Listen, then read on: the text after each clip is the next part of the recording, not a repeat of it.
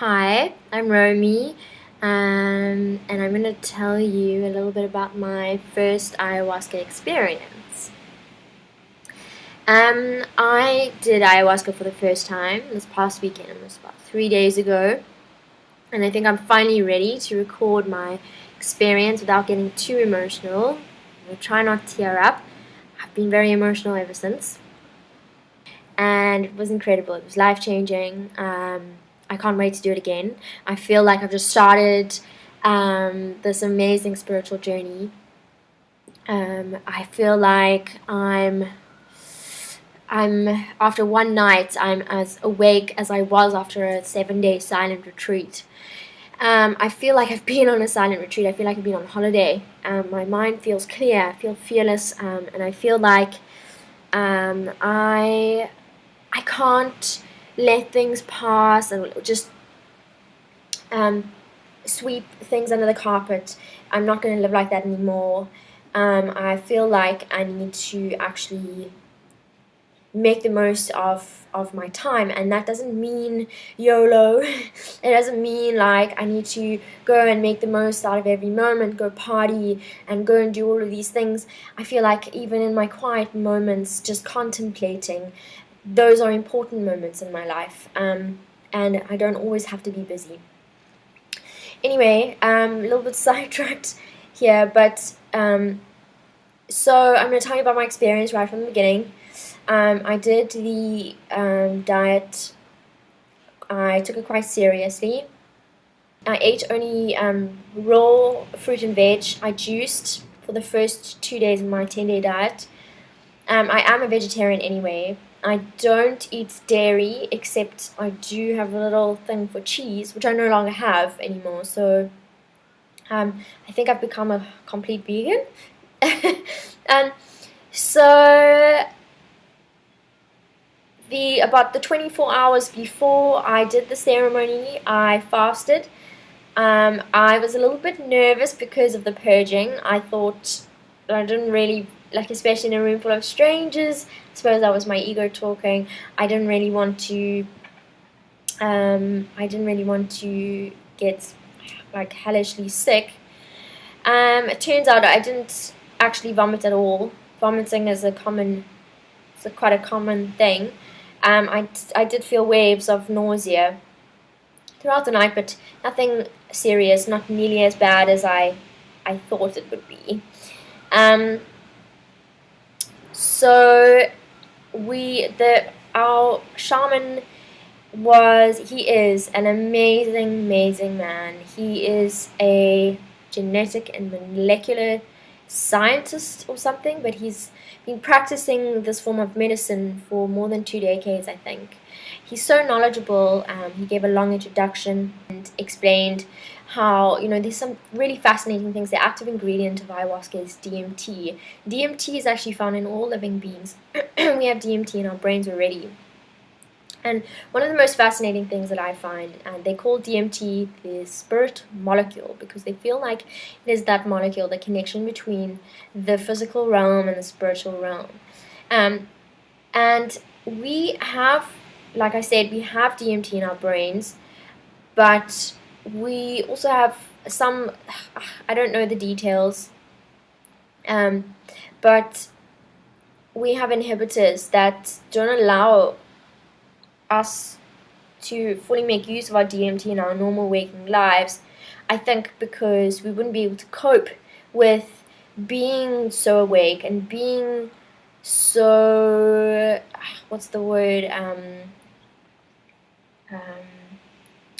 aware of all the millions of things that go on around us, most of which we're not even aware of. We can't compute it fast enough. So the most fascinating thing is DMT. The most DMT we have in our brains are when we're born and when we die. When we said to come and go from and go to the afterlife, which is really fascinating. They say that it's impossible not to believe in some form of spirituality after you have an experience with ayahuasca, and I completely agree. Although I am a very spiritual person, I would find it very hard to believe that an atheist or someone that doesn't believe in anything really didn't come out of there at least questioning things. So our shaman did a long introduction, and we took our first shot of the vine, our first dose of the vine, and then about 15 minutes later we took a dose of the ayahuasca, which could have hit in anywhere between right then and there, and up to an hour. Lay back down on my yoga mat, and I put my intentions out there. I was really going in with an open mind. I felt like I was really prepared because I'd taken this so seriously. And I didn't really have expectations. I think a lot of people do have expectations. It's important to understand that different people are different, and not everyone has like a super psychedelic, colorful and vivid visual experience. Some people have more of an audio experience, or some people have more of a sensory experience where they feel things, or I had a little bit of everything. I didn't have one thing to the extreme. When it first started kicking in, I felt the medicine moving through my body from my feet up, and it moved up in waves. I pictured it as a vine moving through me like a snake, and it felt like it was going into every crevice of my insides, cleaning and healing, and it felt spectacular. My body felt really, really heavy, and all of a sudden I felt like I was being lifted out and up into this spiritual realm, which is just in front of us, but we're not able to see it or engage with it because we are so human. Felt like I was being invited in, and I felt warm. I felt welcome. I wanted to go a little bit more, but I felt like it was enough for now. It was all I was ready for. The shaman told us that after an hour we could request another dose if we felt like it wasn't really doing too much. And I suspect the shaman, that is his job, I suppose. I suspect that he gave me a slightly small dose. I'm tiny, I'm like 5'1", and I weigh 45 kilograms. So he probably thought that, with the other big men, I was the only girl there, I needed a smaller dose. But I sat up and I took a second dose when the mantra started kicking in. And then it's really started happening for me. I lay down, and the first thing that happened was the light, the eyeball. There was an eyeball in the light. It was kind of like reptilian, but it was like a beautiful globe-like eyeball, and it would move and change colors, kind of muted colors, yellows and greens, but muted yellows and muted greens, almost like a crystal ball with an iris and a pupil in it. And it was like I said, it was reptilian, but it felt like it was also my third eye. It was my third eye. It was my, as well as my guide. It was connected. It was like my third eye was connected to this guide, to this universe, and I felt completely safe and secure. Like if I ever, I always just went back to the eye, and it was great. I felt looked after. The eye never left. Even though there were lots of other lights in the roof, this was the only eye. Then the shadows, there were shadows on the roof. They started to move geometrically, kind of like moving like that, and they became 3D. And then some of the shadows on the roof started like morphing the roof. So the roof started changing shape, or changing shape and dimension, if that makes sense. It wasn't hell of a colorful for me. There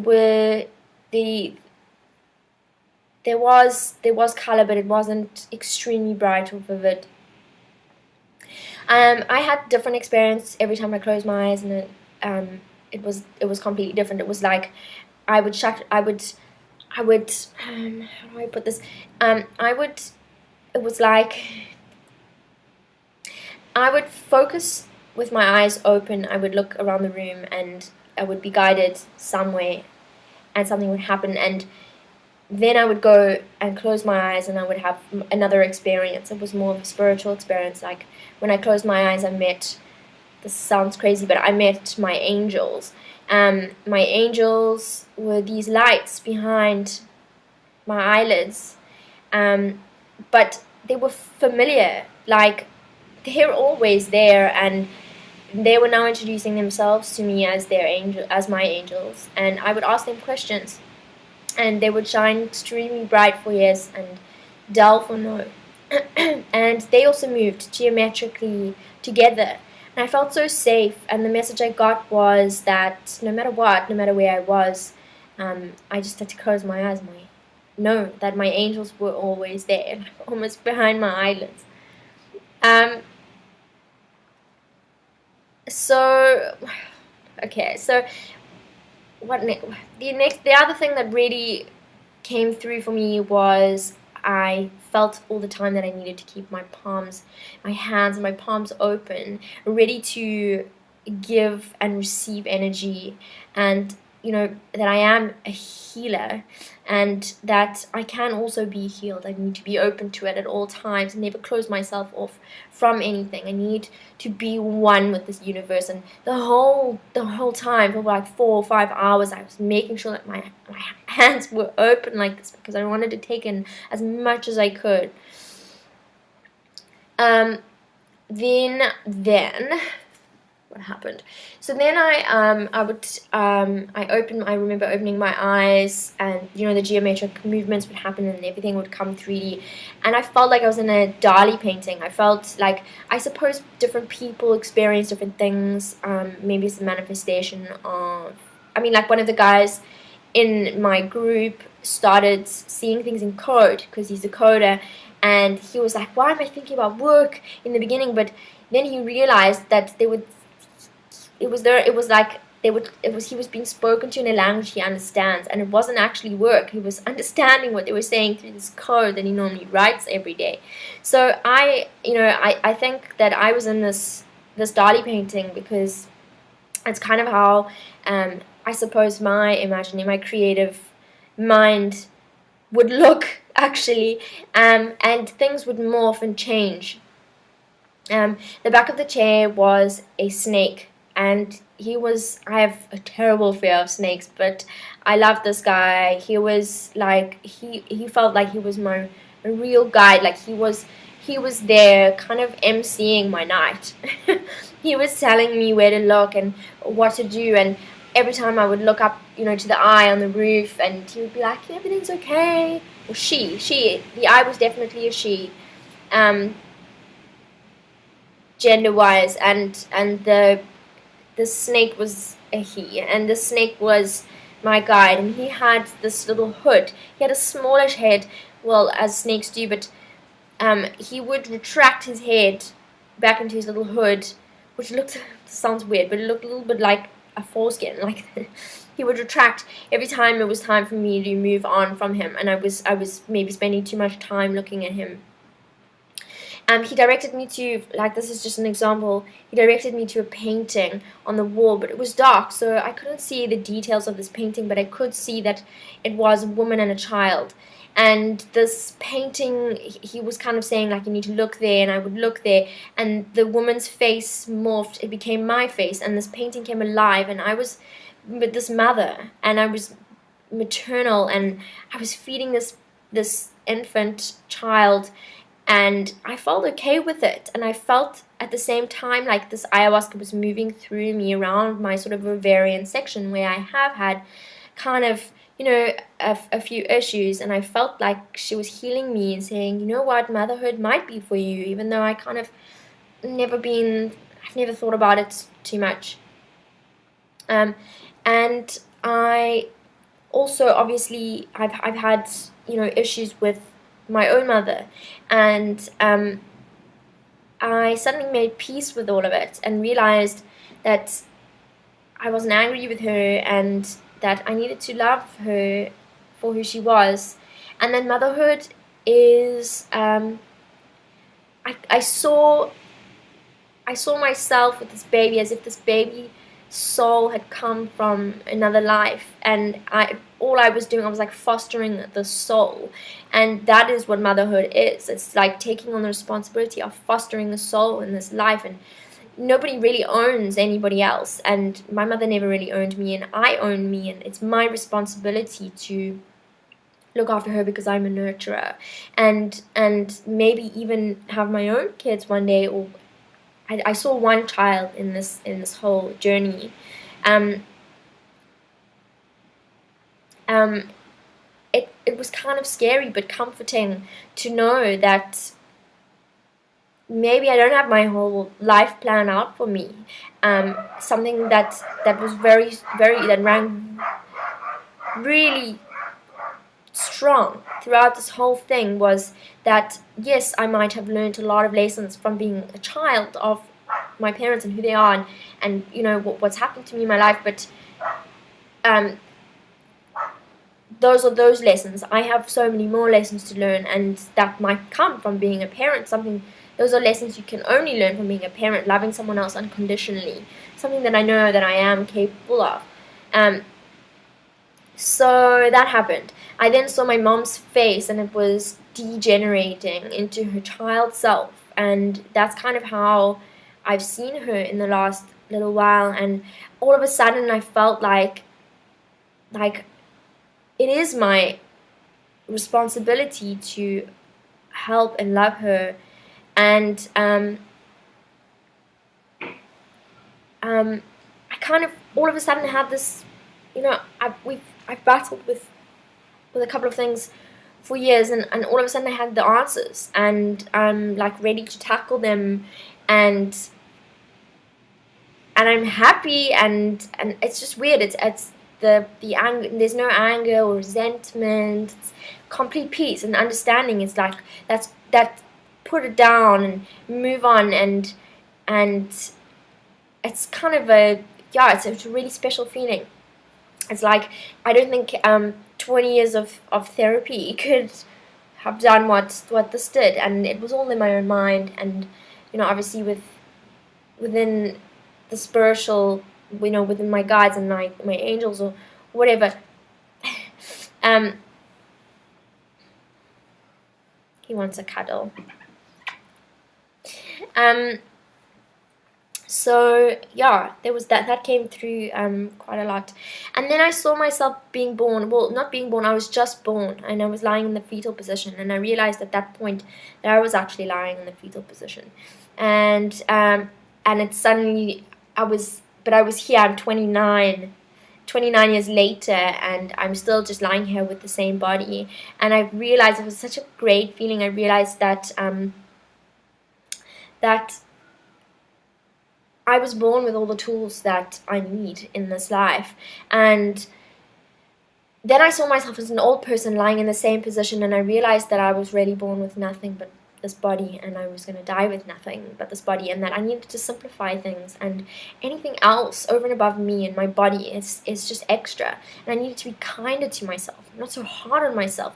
I don't need things and all of those things. I have everything that I need, and I don't have to worry anymore. I mean, I've been worrying, started my own business recently, and you know, I've made huge sacrifices. I've sold my car, I've gotten like, you know, it's not easy. Have not had any like financial help, and so you tend to get, you know, caught up in all the worries. But I realized that I don't need to. I have all the tools, and it was like I was being told like I was on the right path. I'm doing the right thing. I just need to persevere. I've got everything I need. There's nothing else I need, and I need to not worry. And it's quite funny actually. On the way home, I thought I had enough money for a taxi, and it didn't seem like I did. And I scrounged around, but I didn't really care because I was still feeling like smiley, and I was a little bit, I suppose, still still, you know, in that sort of trip, and the taxi driver was driving like a maniac around all these corners, and I was just laughing, and he keeps asking me what was I laughing about, and I said, no, nothing, never mind, it's just funny. And when we got home, I said, I don't even know if I have enough money for you, but I opened my purse, and I had exactly the right amount in coins, and I laughed because it was like, you know what, just let go, and I just need to let go. That's the message I got, let go. Even though I know I am quite good at it, it is easy to worry. Worrying does not help. So yeah, I got that out of it. What else did I get out of it? Smoking came up a lot. I felt pure and clean because I had stuck to the diet very well. Smoking came up a lot, told me to stop smoking.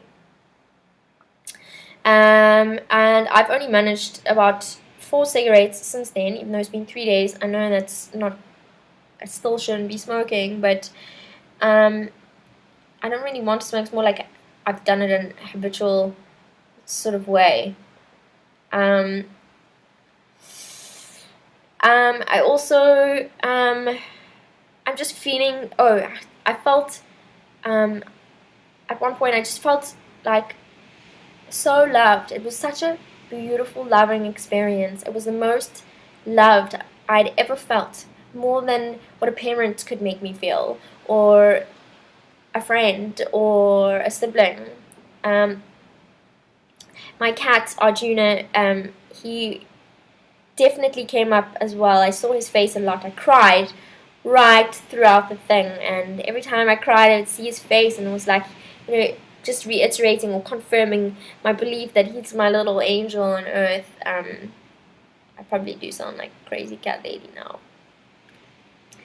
But anyway, yeah, I think that my experience was, it was beautiful in that it was a little bit, it was a bit, I experienced the visual aspect. It was very sensory in every way. I mean, the mantras that were playing, there was one mantra, I came home and I found it. It's a special Kundalini yoga mantra, and it's about praying for healing for the earth, and I've been singing it and playing it ever since, and it's such a powerful thing. I think it's become like the theme of my week, and maybe it's something that's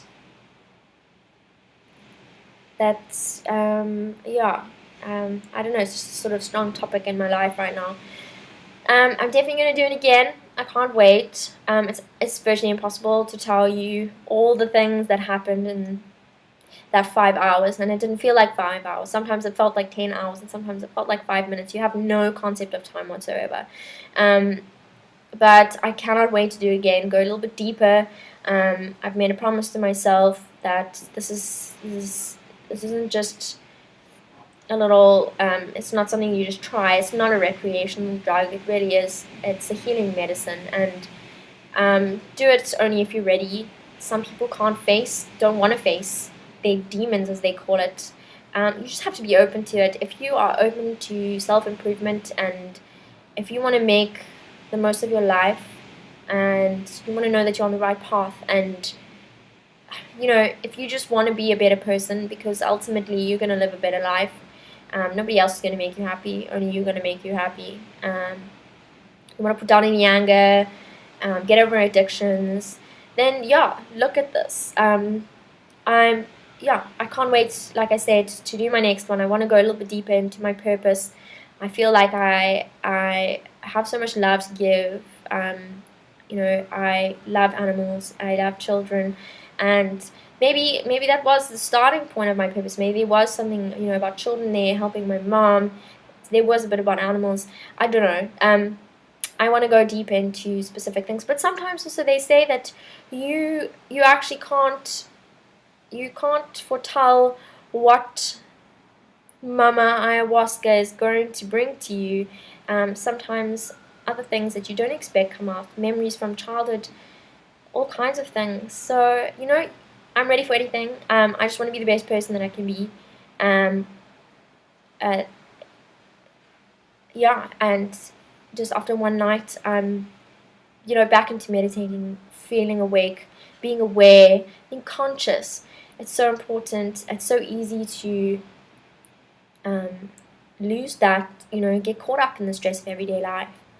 But yeah, so that was my experience. Thanks for watching, and hopefully I will post my next experience soon.